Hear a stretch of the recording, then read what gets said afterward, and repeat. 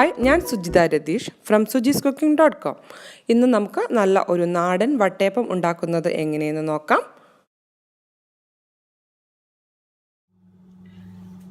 അപ്പോൾ നമുക്ക് വട്ടയപ്പം ഉണ്ടാക്കാനായിട്ട് ഞാനിവിടെ എടുത്തിരിക്കുന്നത് ഒരു 2 കപ്പ് പച്ചരിയാണ്. പൊന്നി പച്ചരിയാണ് ഞാൻ ഉപയോഗിച്ചിരിക്കുന്നത്. നിങ്ങൾക്ക് വേണമെങ്കിൽ പച്ചരി സാധാ പച്ചരി ഉപയോഗിക്കാം, കുഴപ്പമൊന്നുമില്ല. ഞാൻ അത് വെച്ചും ചെയ്യാറുണ്ട്, എനിക്ക് വലിയ വ്യത്യാസമൊന്നും തോന്നിയിട്ടില്ല. പിന്നെ ഇഡ്ലി റൈസ് ഇല്ലേ, നമ്മുടെ ഉരുണ്ട പണിയായിട്ട് കടകളിൽ ഇപ്പോൾ ഇഡ്ലി റൈസ് എന്ന് പറഞ്ഞ് കിട്ടുന്ന ഒരു അരിയുണ്ട്, അതും ഉപയോഗിക്കാം. ഓക്കെ, ഈ പച്ചരി ഞാൻ 2 കപ്പ് പച്ചരി ഉണ്ട്. ഇത് ഞാനൊരു 4 മണിക്കൂർ കുതിർത്ത് വെച്ചിരുന്നതാണ്. നന്നായിട്ട് കഴുകിയിട്ട് വേണം പച്ചരി കുതിർക്കാൻ.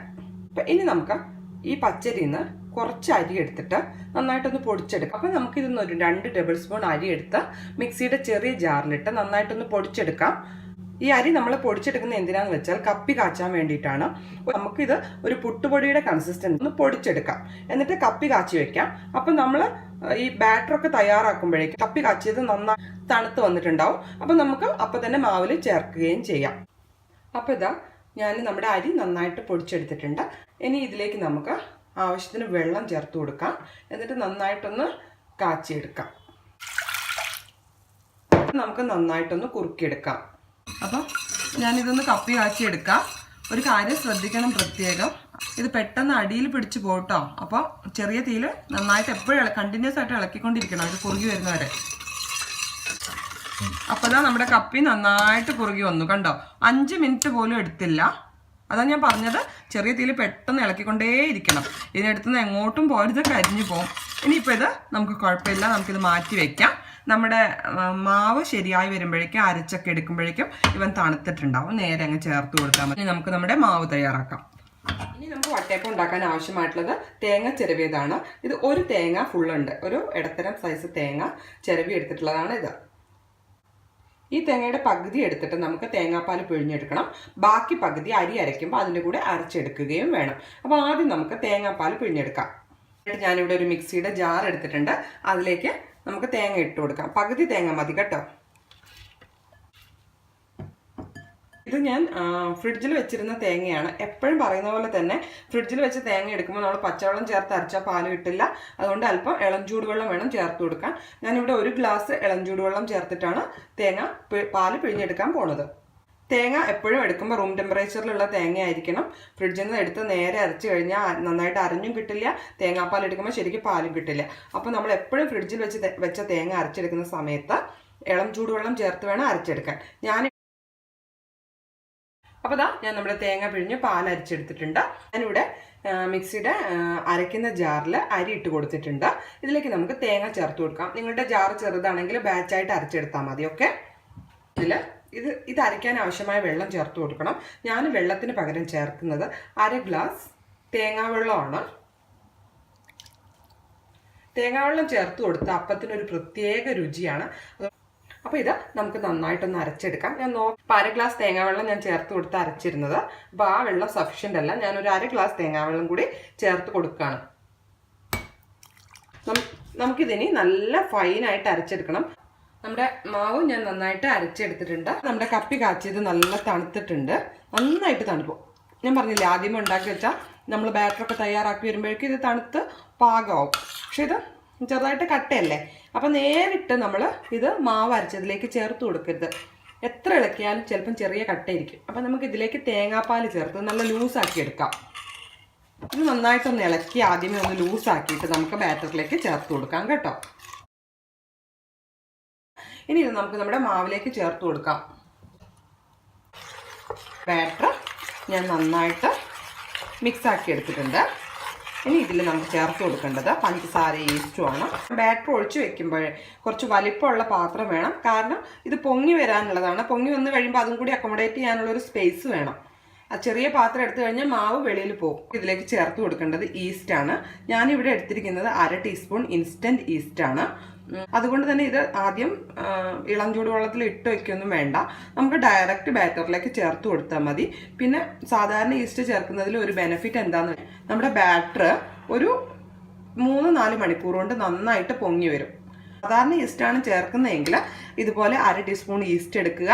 ഒരല്പം ചൂടുവെള്ളത്തിൽ പഞ്ചസാര, ഇളം ചൂടുവെള്ളത്തിൽ, വളരെ ലൂക്ക്വാം വാട്ടറിൽ കുറച്ച് പഞ്ചസാര ഇട്ട് ഈസ്റ്റും ചേർത്തൊന്ന് പൊങ്ങാൻ വേണ്ടി വെക്കുക. ഈസ്റ്റിൻ്റെ ആ വെള്ളത്തിൻ്റെ മേലെ ഈസ്റ്റ് ഒരു പത പോലെ കാണും. ആ സമയത്ത് അത് നമുക്ക് അപ്പത്തിൻ്റെ മാവിൽ ചേർത്ത് കൊടുത്ത് രാത്രി ഓവർനൈറ്റ് വെച്ച് കഴിഞ്ഞാൽ രാവിലത്തേക്ക് മാവ് നല്ല പരുവായി കിട്ടും. അല്ലെങ്കിൽ അപ്പം നമുക്കൊരു 1/2 ടീസ്പൂൺ ഈസ്റ്റ് ചേർത്ത് കൊടുക്കാം. നന്നായിട്ടൊന്ന് മിക്സ് ആക്കി എടുക്കാം. ഇതിൽ നമുക്ക് ചേർക്കേണ്ട പ്രധാന വ്യക്തി എന്ന് പറയുന്നത് പഞ്ചസാരയാണ്. പഞ്ചസാര മധുരത്തിനനുസരിച്ച് ചേർത്ത് കൊടുക്കുക. ഞാനിവിടെ ഒരു 8 ടേബിൾ സ്പൂൺ പഞ്ചസാരയാണ് എടുത്തിരിക്കുന്നത്. നിങ്ങളുടെ ഇഷ്ടത്തിനനുസരിച്ച് കൂടുതലോ കുറവോ ചേർത്ത് കൊടുക്കാം. ഇവിടെ നല്ല മധുരം വേണം, അതുകൊണ്ടാണ്. നന്നായിട്ടൊന്ന് ഇളക്കിയെടുക്കട്ടെ. ഇനി നമുക്ക് ചേർത്ത് കൊടുക്കേണ്ടത് ഏലക്കാതിരിയാണ്. ഞാനത് ഒരു 1/2 ടീസ്പൂൺ ചേർത്ത് കൊടുക്കാം. നന്നായിട്ടൊന്ന് ഇളക്കി കൊടുക്കാം. പിന്നെ ഈസ്റ്റിൻ്റെ അളവ് നിങ്ങൾ വളരെ തണുപ്പുള്ള പ്രദേശത്താണെങ്കിൽ ഈസ്റ്റ് കുറച്ച് കൂടുതൽ വെക്കേണ്ടി വരും. ചൂട് കൂടിയ പ്രദേശത്താണെങ്കിൽ ഈസ്റ്റിൻ്റെ അളവ് കുറച്ച് കുറയ്ക്കാം. നമുക്കിതൊരു ഒന്ന് കവർ ചെയ്തിട്ട് പുളിക്കാൻ വേണ്ടി വെക്കാം. ഒരു 3 മണിക്കൂർ കഴിയട്ടെ. മാവ് നന്നായിട്ട് പൊങ്ങി വന്നിട്ട് നമുക്ക് രുചികരമായ വട്ടയപ്പം ചുട്ടെടുക്കാം. അപ്പോൾ ഞാൻ 3 മണിക്കൂർ കഴിഞ്ഞു. നമ്മുടെ മാവ് നന്നായിട്ട് പൊങ്ങി വന്നിട്ടുണ്ട്.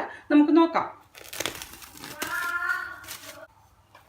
നല്ല പാകമായി വന്നിട്ടുണ്ട്, കണ്ടില്ലേ?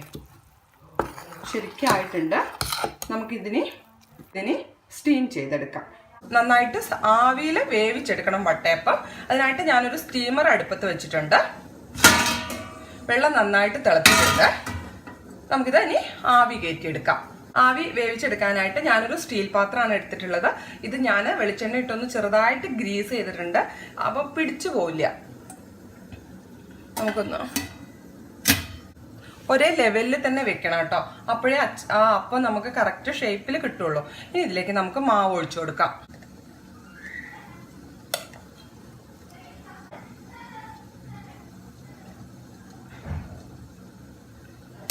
ഞാൻ ഒരു പാത്രത്തിന്റെ ഒരു അരഭാഗത്തോളം അപ്പം പൊങ്ങി വരും. നമുക്കിനി ഇത് അടച്ചു വെച്ച് ആവി കയറ്റി വേവിച്ചെടുക്കാം. അപ്പോൾ ഇതാ നമ്മുടെ വട്ടയപ്പം റെഡിയായി വന്നിട്ടുണ്ട്. നമുക്കൊന്ന് തുറന്ന് നോക്കാം. ശരിക്കും പൊങ്ങി നല്ല പാകമായി വന്നിട്ടുണ്ട്. നമുക്കൊരു ഫോർക്കൊന്ന് ഇട്ട് കുത്തി നോക്കാം എന്താണ് ശരിക്കും കുക്കായിട്ടുണ്ടോ എല്ലാ ഭാഗവും ഒന്ന്.